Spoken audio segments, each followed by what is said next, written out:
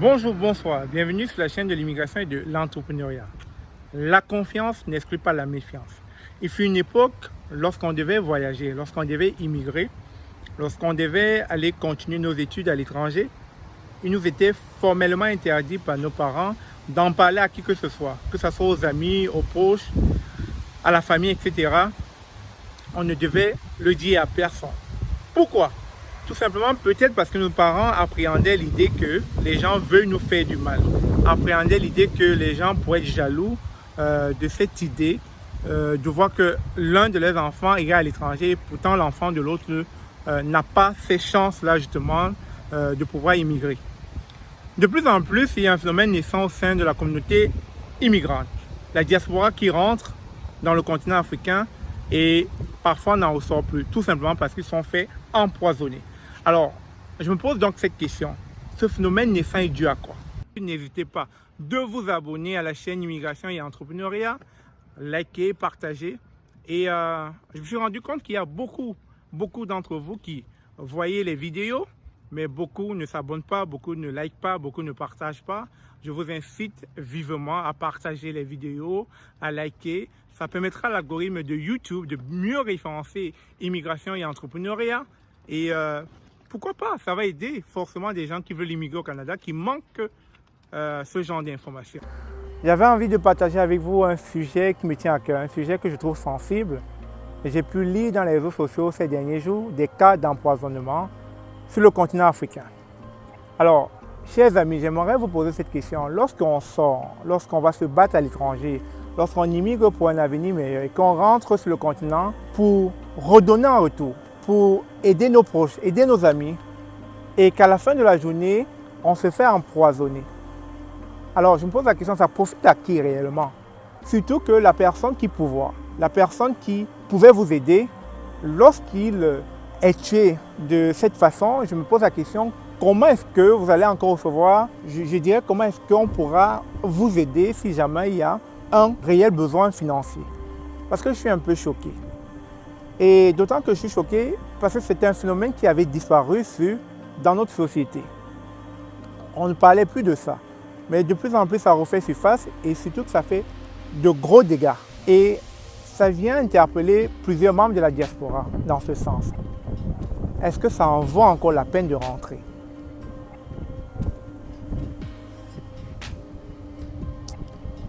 Vous comprenez, ce phénomène qui est en train de se passer actuellement sur le continent n'est pas un phénomène nouveau. D'ailleurs, ça existait dans presque toutes les sociétés, je pense. Mais je continue de penser que si tout le monde avait le strict minimum, on n'en serait pas là. La preuve, où je me trouve en ce moment, on a tous le strict minimum. C'est la raison pour laquelle le voisin d'à côté ne regarde pas ce que je fais. C'est la raison pour laquelle le voisin Y n'envie pas le voisin X, parce qu'il a son strict minimum.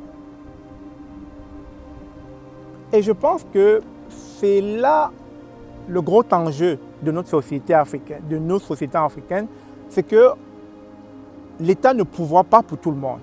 Et donc, il y a des manquements, il y a des besoins, il y a de la misère, il y a de la pauvreté à l'extrême. Et donc, quand on est face à ce cas de figure, comment pensez-vous que ces personnes vont réagir? Alors, comme je l'ai dit, c'est un sujet très sensible. Je pense que l'État doit faire tout ce qui est à son pouvoir pour donner le strict minimum à sa population. Parce que si cette population a le strict minimum, ils ne seront pas habités par ce genre d'idées. Ce genre d'idée vient du fait que le mindset déjà de départ n'est pas bon du tout. On a déjà évolué dans un environnement nauséabond, dans un environnement où c'est misère à perpétuité, misère en continu, qu'au final, on ne peut que penser misère. Donc du coup, on oublie même, on ne voit même pas le bien que autrui nous fait. Parce qu'on regarde notre situation, on a l'impression qu'on n'a pas réussi notre vie. Mais la faute à qui? La faute à qui? Ce que j'essaie de vouloir faire comprendre à ceux qui vont voir cette vidéo, c'est que tant que les moyens ne seront pas mis pour pouvoir permettre à tout le monde de pouvoir jouir du petit minimum dont ils ont besoin pour s'épanouir, pour vivre, pour manger, il y aura toujours ces pensées insidieuses, ces pensées de vouloir faire mal à son prochain.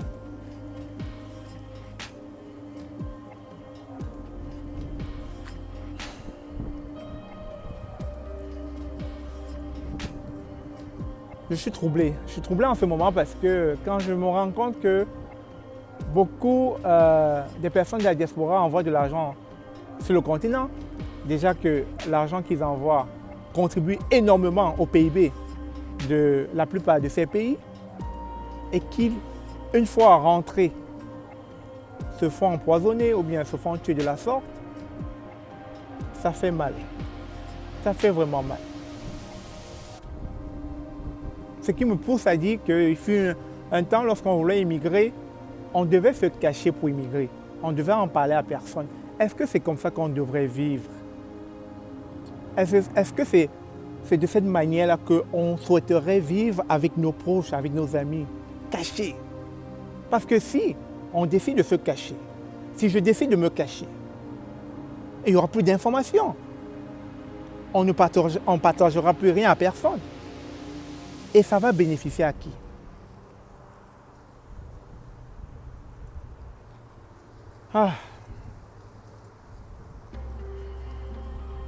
C'est désolant, c'est triste, ça fait mal. Mais je continue de penser qu'on est positif et qu'on veut le meilleur pour notre prochain. Et c'est pour ça que moi je pense que chaque personne de la diaspora doit, en toute humilité, rester humble, considérer l'autre, même si l'autre n'est plus à son statut, le considérer, lui donner sa place. Parce que aussi ce qui va arriver, c'est que lorsqu'on est de l'autre côté, lorsqu'on a voyagé, lorsqu'on fait partie de la diaspora, si on reste hautain, si on parle d'une certaine manière irrespectueuse, c'est clair qu'on va s'attirer des ennemis. C'est clair qu'on va s'attirer de la jalousie. Mais par contre, si on essaie de montrer à son prochain la voie du succès, la voie de la réussite, la voie de l'immigration, la voie de que tu peux aussi changer ce mindset qui t'habite en ce moment, ce mindset de misère, ce mindset de pauvreté, ce mindset qui te donne l'impression que tu as raté ta vie. Change ce mindset, tu n'as pas raté ta vie. Tu ne l'as pas raté ta vie. Il est possible que tu vois les choses différemment. Mais tant que nous autres, on ne fera pas ce travail à amont de dire à nos proches qui sont restés que c'est possible, alors on ne pourra pas capitaliser et on sera toujours vu comme des vendeurs de rêves. Et c'est clair qu'à un moment donné, si on vend le rêve, on est irrespectueux, on est hautain, on va s'attirer des ennemis. On va possiblement s'attirer des personnes qui vont jalouser, des personnes qui sont prêtes justement à nous nuire. En tout cas, je vous parle du fond de mon cœur. Ça m'attriste vraiment l'état d'esprit qui nous habite en ce moment.